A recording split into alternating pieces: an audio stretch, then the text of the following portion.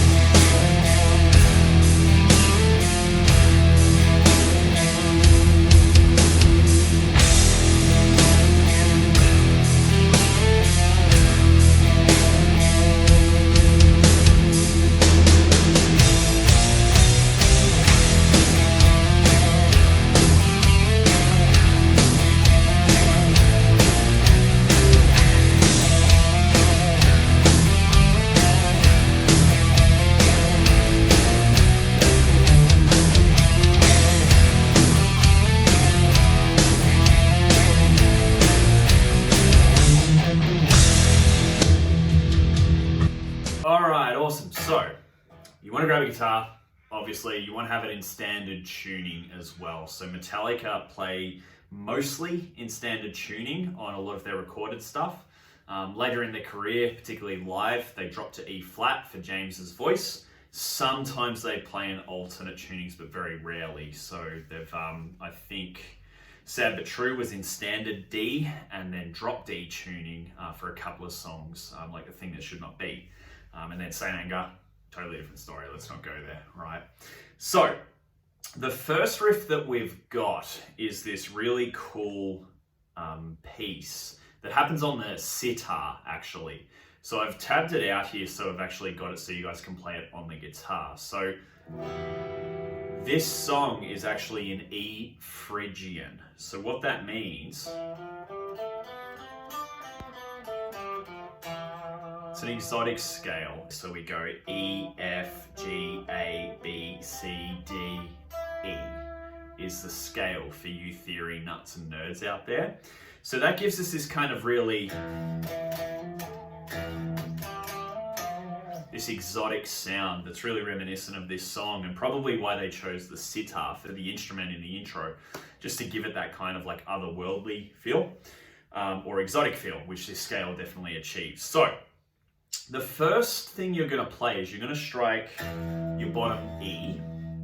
Then we're going to play an E octave, right? So what you do is you play the second fret on the fourth string.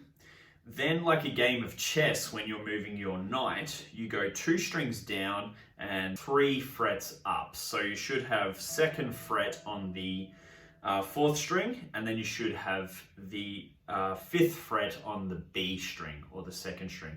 So this will actually give you 2 E's played together. So this is what's called an octave. Now, this whole section basically just plays with this idea, this octave, and just shifts it around the guitar neck, okay? So the first line we've got is, so all it does is it just slides it up 1 fret and then back down, okay? So this is the riff. And you've got a little slide in there as well, okay? So very simply, slides is when you just shift up, I guess, to the next note that you're aiming for without actually picking it, right? So your left hand actually does the majority of the work, all right? So this is what we've got so far,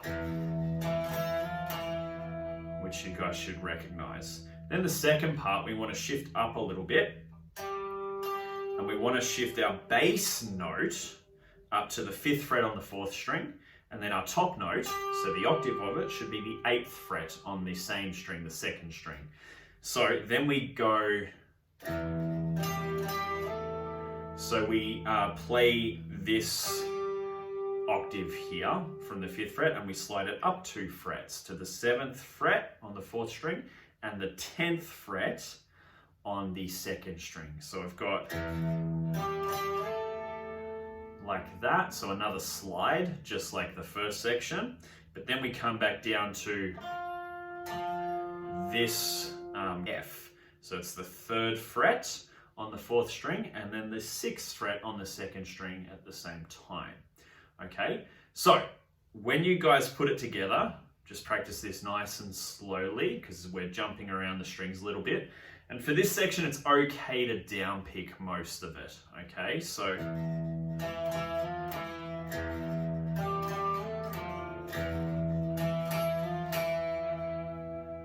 that's the first section in its entirety, okay? So make sure you follow along with the tab because the tab will tell you what you need to play. Now, very importantly, when you're playing these octaves, you have to mute the 3rd string, okay? So you can't completely roll your first finger flat. You have to arch it over the top a little bit so you have a muted 3rd string in there, okay? So that's how you test it. And you also don't want to try and catch the top string with that pinky, right? So you've got to try and be really accurate with this. Okay. So that's going to give you enough for the intro because the intro mainly repeats those ideas. Then we move into the main riff. So this is where we get some distortion happening, right? So on your amp, I'm going to change my settings now. You want to get a nice distorted sound. So really nice and heavy. So what this means is for you guys with amps at home, like maybe you've got an electric guitar, you want to crank the gain on it, all right? This is going to give you a really thick metal sound. So as you crank the gain, the volume on your amp is going to go up. So sometimes you need to turn the volume down and crank the gain to get this really thick, distorted sound that's very reminiscent of a lot of Metallica, a lot of rock, and even metal as well, okay? So once you've dialed that in, this riff moves down, same melody, but down to a lower spot on the guitar, okay? So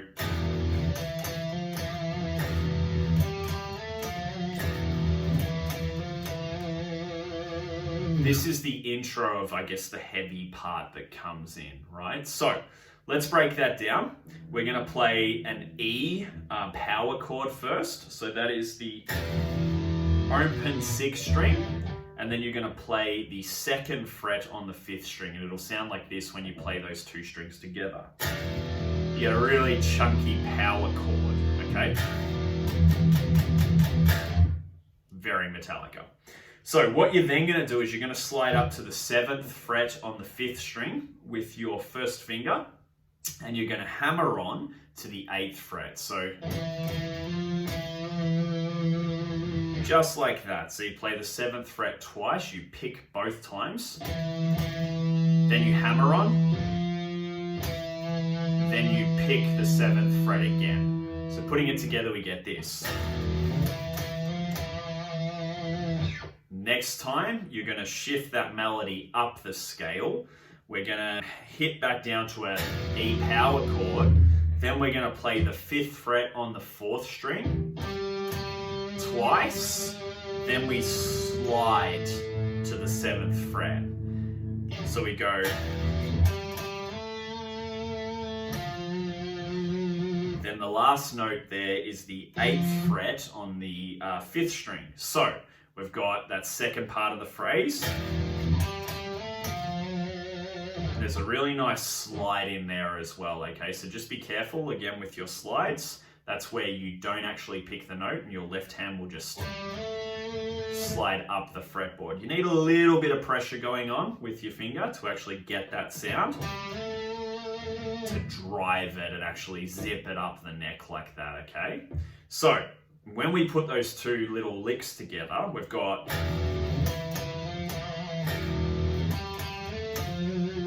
then we just come back to a very similar riff to the first one that we played in that sequence. literally the same, except you just hold on to the 7th fret on the 5th string, which is an E. Okay, so like that. Okay, so that repeats itself. Then there's a little 2-note break that you'll see in the tab where we get Lars dun dun dun dun. He really builds up, I guess, the tension in the song. Then James smashes a couple of power chords in here. So we've got, right now, power chords. This is like Metallica central right here. If you learn power chords, then you can pretty much tackle a lot of Metallica songs. So what we're going to do is you're going to put your first finger on the 5th fret of the 6th string. Then you're going to put your 3rd finger on the 7th fret of the 5th string. Right, so when you play those two together, you're just going to play the 6th and the 5th string. You'll get this. A really nice chunky power chord, and with distortion, it sounds awesome, okay? So what you're going to do, you can actually take that power chord shape and you can play that anywhere on the guitar. So in this case, the guys just play a chromatic run. So they go... So they're literally starting from the 5th fret, that power chord, and they're sliding it up 1 fret at a time. So we've got 5, 6, 7, 8 for those chords. Then we get stuck into the riff again, the same as last time, but we've got a couple of extra percussive notes in there. So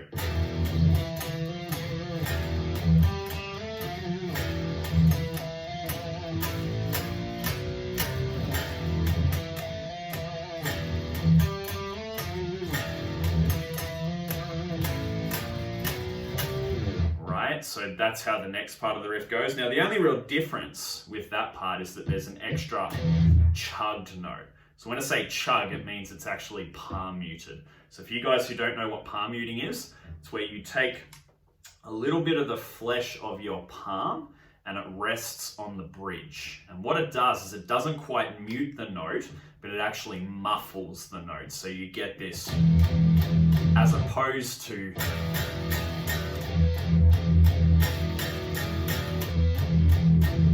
the difference between those two? It's a pretty big difference, right? So you just want to experiment a little bit because every guitar is different. The pickups are placed a little bit differently on most, and the bridge can be substantially different on a lot of guitars. So you want to put your palm down and try and find it around here, this section of your hand.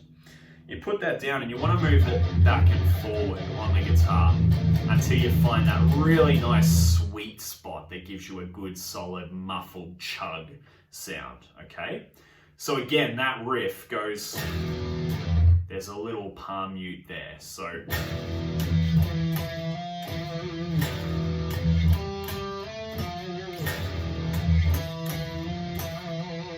It's exactly the same as the first time we play the heavy stuff, but there's dum ba dun na na na dum ba, that palm mute that actually goes in there for that percussive effect. Okay, so again, at the end of that riff, we've got this power chord section. Then what they introduce next is this chromatic run on the 5th string. So it's this, which you guys will remember from the song, right? So how this one goes is we're actually going to palm mute these 4 notes and we're going to alternate pick them. So down, up on your right hand, okay? So we first start with the 5th fret on the 5th string, then the 6, 7, and then the 8. So we get...